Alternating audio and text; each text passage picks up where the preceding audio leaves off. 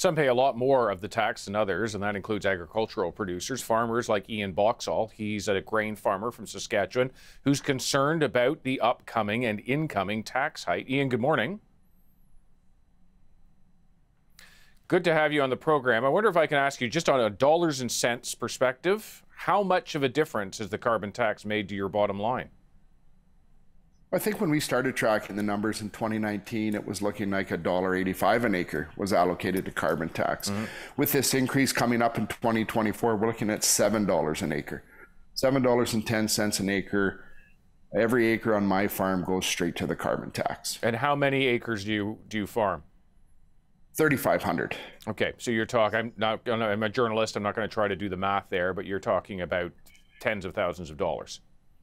Right, and if you look at the 30+ million acres in Saskatchewan, it's a huge expense to Saskatchewan producers who from research done at the University of Saskatchewan are world leaders in sustainable agriculture production. Now, the purpose of the carbon tax and rebate program is to incentivize those away from carbon-intensive industries and carbon-intensive strategies. Do you feel like you have an alternative to where carbon is expended on your farm?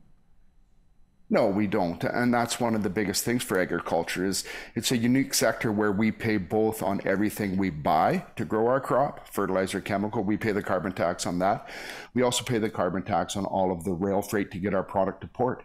Yet, if carbon tax was initially designed to be a change in behavior, we don't have the ability to change the railroad's behavior, change the companies that manufacture chemical and fertilizer. We don't have that ability, but yet agriculture still foots that bill. So what would you like to see as an alternative? Is it that you would be exempted as an agricultural producer, or is it that the tax would go away completely? I think if we, has it done what it was intended to do? Is my first question. I think we need to hear if it has done what it's intended to do, which is reduce carbon.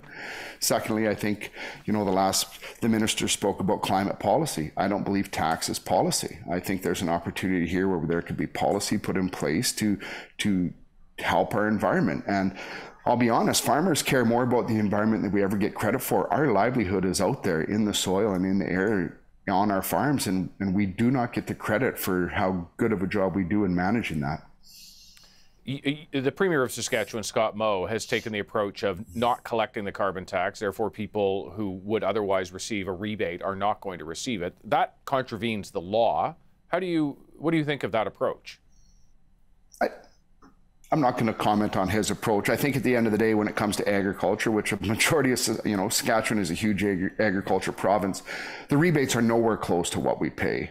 So, for a majority of people in Saskatchewan, the rebate doesn't offset what we are paying in carbon tax because of rural, because we don't have public transit, because of all those things that, when our population spread out so far, that those rebates just don't offset what we're having to pay anyway. So I think if we need to make a stand, I guess he's chose to take it, and I guess we'll see how it plays out. Yeah, I would go back to what I was asking you before. I mean, it is in your mind, and I recognize that your business is farming, and that is a very complex business. It's not about environmental policy. But is your preference that the carbon tax go away completely, or that there would be specifically an exemption for those who are agricultural producers like yourself? I think we've seen that, Bill C-234, and as it's going through the House and through the Senate and the hurdles it has, that would give us an exemption on grain drying and the heating and cooling of barns. That's one thing we could see to help us out here. Because let's be honest, when you have to go to dry your grain, you're already having a tough year, right? So it's one aspect, and let's hope that bill gets through the House and gets passed. But there are some things I think the government can do, especially for a sector like agriculture, where we don't get to set the price of what our product is. We're price takers, and we have to absorb all of those costs. I'm speaking to you from Ontario. Significant challenges with moisture, just not a lot of snowpack, particularly in southern Ontario this year. For you in the west and in Saskatchewan, the area that you're in, northeast Saskatchewan and Tisdale, what are you looking at for moisture?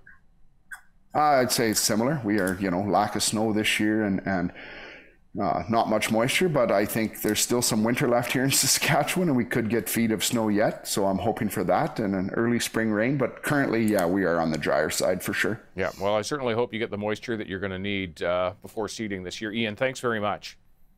Thank you very much.